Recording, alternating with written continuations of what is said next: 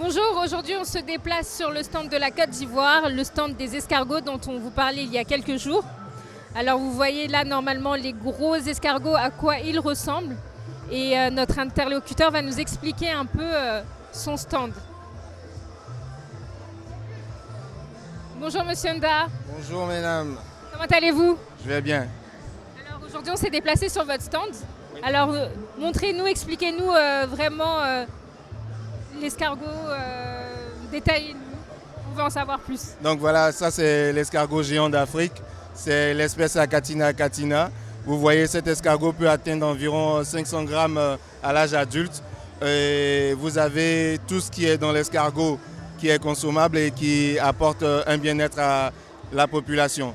Donc vous avez cette partie-là qui constitue la viande, qui est riche en fer, en calcium et aussi à une faible teneur en matière grasse. Vous avez la bave d'escargot qui est utilisée en pharmaceutique pour la cicatrisation des plaies et des blessures. Vous avez la bave qui est aussi utilisée pour les produits cosmétiques, la régénération de la cellule et la lutte contre les rides. Et puis vous avez la coquille qui est soit utilisée pour les ornements, la décoration, ou bien ça est utilisé pour les apports en calcium pour les amendements calciques, ou bien vous pouvez les utiliser dans la formulation alimentaire pour les volailles ou d'autres animaux.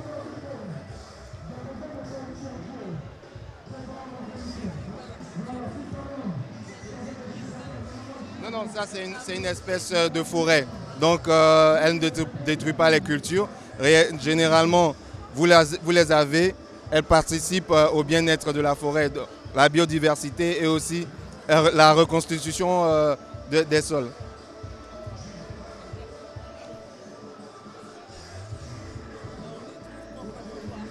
Il se retrouve dans une partie tropicale humide. Donc au niveau de l'Afrique de l'Ouest, vous avez Bénin, Togo, Ghana, Côte d'Ivoire et un peu le Libéria. Mais il y a d'autres pays qui ont cette espèce-là, soit le Madagascar, l'île Maurice, la Réunion aussi. Voilà, il y a quelques pays comme ça qui retrouvent des espèces similaires à celle-là. Ça existe, ça fait longtemps que ça existe vraiment qu'on consomme, voilà. C'est la première fois que je vois vraiment qu'on le montre, je veux dire, au commun des mortels. Voilà, je ne connaissais pas du tout. En fait, ça existe depuis bien longtemps. En Côte d'Ivoire, il y avait une ethnie particulière, les Atiers, qui consommait ça régulièrement. Et petit à petit, les autres membres de la population ivoirienne ont commencé à l'apprécier. Et on veut vraiment faire découvrir, parce qu'on sait que la France est grand consommateur d'escargots, mais c'est surtout l'escargot de Bourgogne ou les petits gris. Et donc on veut leur montrer déjà qu'il y a une espèce qui est différente de ce qu'ils ont et qui est à des tailles assez importantes. Et puis ensuite, leur proposer des produits sous forme surgelée, congelée ou bien séchée pour pouvoir leur permettre de déguster cette bonne viande. De plus en plus, on parle de bave d'escargot dans tout ce qui est esthétisme et tout. Est-ce que vraiment on les utilise aussi en Côte d'Ivoire? Est-ce qu'il y a un marché pour cela?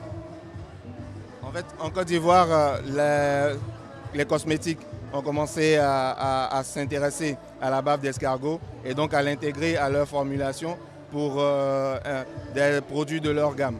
Donc aujourd'hui, de plus en plus, on a des cosmétologues qui utilisent la bave d'escargot pour leurs différents produits et étoffer leur gamme. Je me dis, ils sont gros, donc ça veut dire qu'il y a quand même, pour un escargot, il y a beaucoup plus de bave que l'escargot qu'on trouve en France, ici. Regardez, voilà, je vois bien. Bon, vraiment, merci pour vos explications. Voilà. Vous voyez, comme on vous le disait lors de l'interview, c'est vraiment un stand qui attire du monde. Les gens sont curieux de voir ces escargots. Tout le monde s'interroge et ils ne savent même pas qu'il y a ces espèces d'escargots et qui sont consommables. Donc c'est bien de venir faire découvrir aux festivals, enfin les personnes qui passent devant le stand qu'il existe ce genre d'espèces en Côte d'Ivoire. Vous voulez les toucher? Oui, ça se mange. Permet de goûter.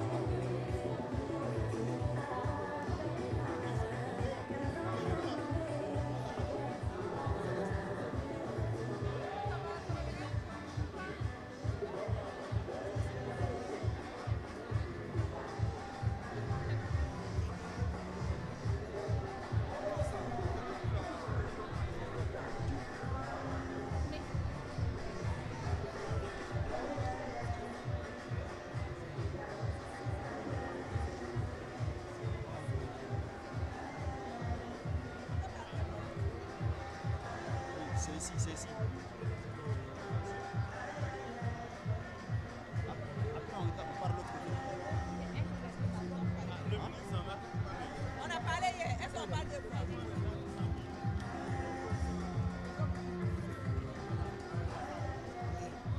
On n'est pas dedans. On n'est pas dedans. La personne n'est pas là.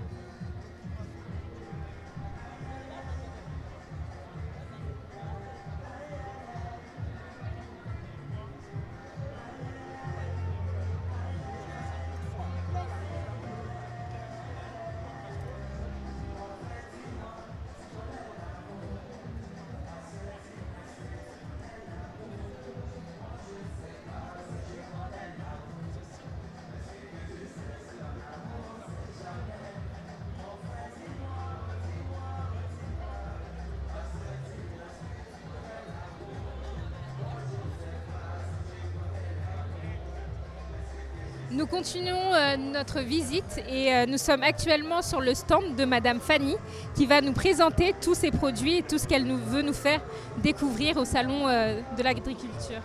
Bonjour Madame Fanny. Oui, bonjour. Madame. Comment allez-vous? Je vais très bien, merci. Alors, on fait notre visite et on aimerait savoir les produits que vous exposez, qu'est-ce que c'est, que vous nous en dites plus et parlez aussi de votre coopérative, s'il vous plaît. D'accord. Déjà, en fait, je vous remercie d'avoir donné le micro. En fait, nous sommes une coopérative basée dans la zone de Meadji, dans la Nawa, à Soubré. Et nous faisons du cacao. C'est une coopérative qui est certifiée Fairtrade. Et nous produisons du cacao. On vend les fèves de cacao et la coopérative s'est mise dans la transformation en faisant du beurre de cacao, du savon de cacao et puis on fait de l'huile aussi, de l'huile de coco pressée. Donc ma jeune soeur qui est là, de temps en temps on amène à Paris ici pour qu'elle assiste à des salons et ainsi de suite. Donc ce sont les produits faits par la coopérative ECAM de Meadji. D'accord, donc ce sont exclusivement des produits de beauté, c'est ça? Oui, c'est des produits de beauté, les savons aussi, c'est exclusivement les produits de beauté. Et quelles sont les vertus de ces produits-là? Ben, je vous laisse ma soeur qui va vous donner les vertus. Il y en a tellement. Ok, bonjour madame. Bonjour. Pouvez-vous vous présenter s'il vous plaît? Alors c'est Bintou Doumbia, c'est la société Tima Nature qui est spécialisée en fait dans les produits naturels, vraiment des produits de base, beurre de karité, beurre de cacao, de l'huile de coco, que des produits qui viennent de chez nous pour promouvoir en fait la peau noire, la facilité, avoir accès aux produits locaux pour qu'on puisse utiliser pour nos soins capillaires ou corporels. Vous avez le beurre de cacao qui est vraiment fait pour raffermir la peau, pour donner une tenue en fait à la peau, pour raffermir la peau. Et le beurre de karité qui va régénérer, qui va hydrater et embellir en même temps la peau. Vous avez de l'huile de coco qui est très hydratant, qui avait franchement une odeur époustouflante. Franchement, l'huile de coco qui dégage vraiment une odeur très savoureuse. Donc on utilise beaucoup les produits locaux pour vraiment donner en fait un peps à la peau africaine qui n'est pas très habituée au climat en fait européen. Ce produit-là, ce savon, Le savon noir, le savon noir au miel. oui, voilà. Le savon noir, en fait, c'est un gommage. D'accord. Un gommage naturel. C'est un gommage naturel, le savon noir. Avec le miel que nous rajoutons dedans, franchement, c'est pour vraiment adoucir et hydrater. Le miel va plus cicatriser tout ce qui est imperfection de la peau, les boutons, les peaux tiraillées. Et le savon noir va enlever tout ce qui est peau morte sur le corps. Donc ce sera un petit sauna, un petit hammam en fait qu'on peut le faire chez soi à la maison. On se lave avec de l'eau chaude et puis on se lave bien avec le beurre de karité, on se lave avec le savon noir et on utilise le beurre de karité ou de l'huile de coco pour s'hydrater la peau après. Et quels autres produits vous avez?